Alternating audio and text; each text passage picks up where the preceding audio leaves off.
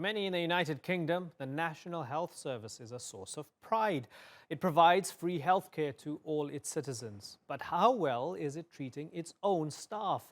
A new report has found that doctors from ethnic minorities are being treated like outsiders. The investigation was commissioned by the General Medical Council after it emerged that physicians from Black, Asian and minority ethnic groups were twice as likely to face disciplinary action than their white counterparts.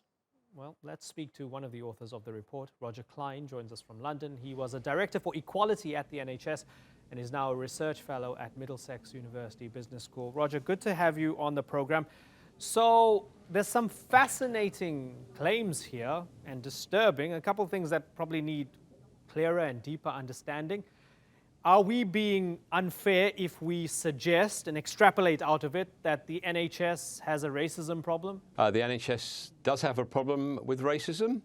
Our research suggests it's a bit more complicated than that. But overall, research that myself and other colleagues have done over the last 4 or 5 years has shown that in many respects, Black and minority ethnic staff in the NHS, not just doctors, are treated not as well, less favourably than their white colleagues. And that's in terms of how their chances of being appointed, promoted, the likelihood that they'll be disciplined. And this piece of research is an extension of that work. So there's a problem. Certainly. So when you delved into it, were there more examples of deliberate, specific meanness and discrimination and racism? Or was it more a case of a kind of soft, general background tone of discrimination that wasn't direct?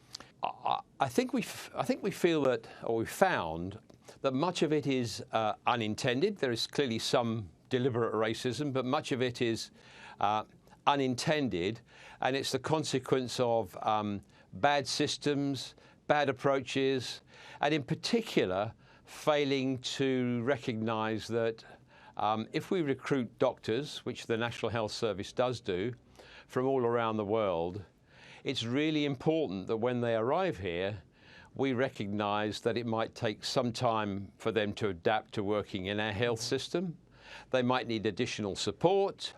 That when things go wrong, it's really important that we're not too quick to blame people, but we try and learn if things have gone wrong. Because what our data shows is it's less Black and minority ethnic staff who are trained in the UK who are subjected to discipline and referrals to the regulator. It is doctors who are trained overseas, international medical graduates, as we call them. And could these be more easily attributed to cultural differences, but perhaps they're getting referred because people don't quite understand them properly? It's a mixture of things. So first of all, we find that when people arrive in this country, we invite doctors to come and work in this country because we need doctors. There's no evidence that doctors who come and work in the UK are any less skilled and capable than doctors who are trained in the UK.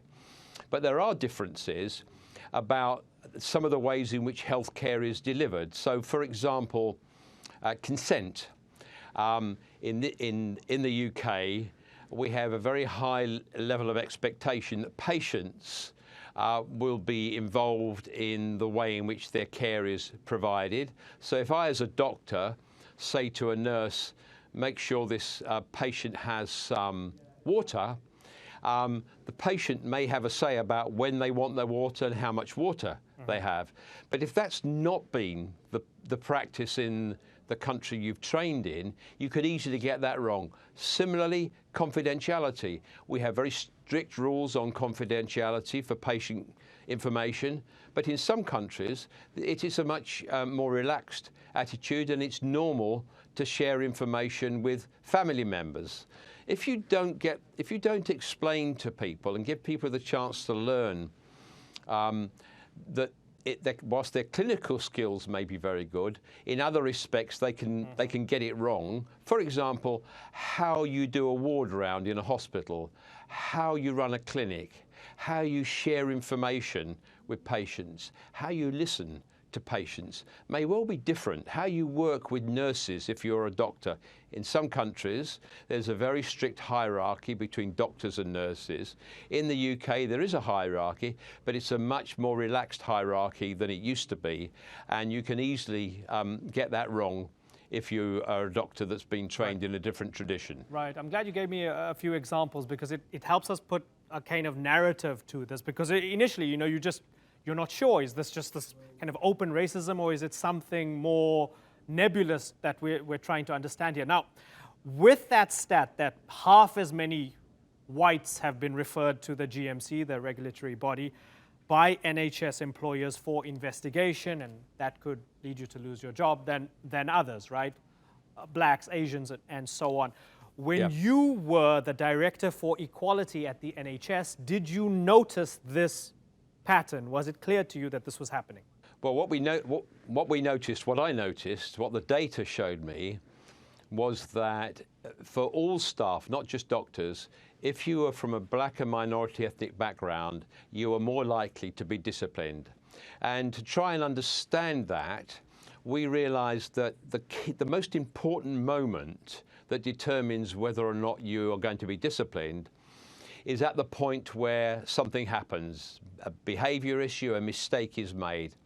Because if at that point there's a culture of looking for who's to blame, rather than how do we learn from this and make sure it doesn't happen again. If you have a blame culture, as we call it, it is more likely that people who are different, who are outsiders, are going to be investigated and blamed than people who know how to navigate the system and who are seen as one of us. So I wasn't surprised that this applies specifically to doctors, because we know these practices apply generally in the health service. It's particularly at the point where something happens, the attitude that's taken by the managers and by the employer will determine what happens later on over the next few weeks and months. Right. And I want to ask you a final question that's maybe outside of your direct domain of expertise, but perhaps on a parallel here. A study in the British Medical Journal finding that black and minority ethnic consultants on average earned about 5% less than white colleagues in basic pay, almost £5,000 a year. Shall we fold that into a general culture of one group being treated better than others? I think the answer is yes and no. There's no doubt about it that the way in which, be it black and minority ethnic staff generally are treated in the NHS, including the way in which they are promoted, suffers from discrimination. As far as doctors' pay is concerned, that will be affected by their seniority, by what are called clinical excellence awards, and certainly in the past, both for black and minority ethnic doctors and for female doctors, there's been a real problem that their awards have been less than they are for white doctors and for male doctors. The other issue will be that because many of the black and minority ethnic doctors in the NHS, not all, but significant number, are relatively young, they are obviously some of them on lower salaries than their more senior colleagues who've been here for a long time. So it's a mixture of seniority, but it's also a mixture of opportunity. And certainly in terms of those opportunities, there have been patterns of discrimination in the past. And you know, we're a country that we scour the world looking for doctors. If we want to do that successfully, we have to treat them all fairly. Roger Kline, I appreciate you taking the time to talk to us here on the Newsmakers.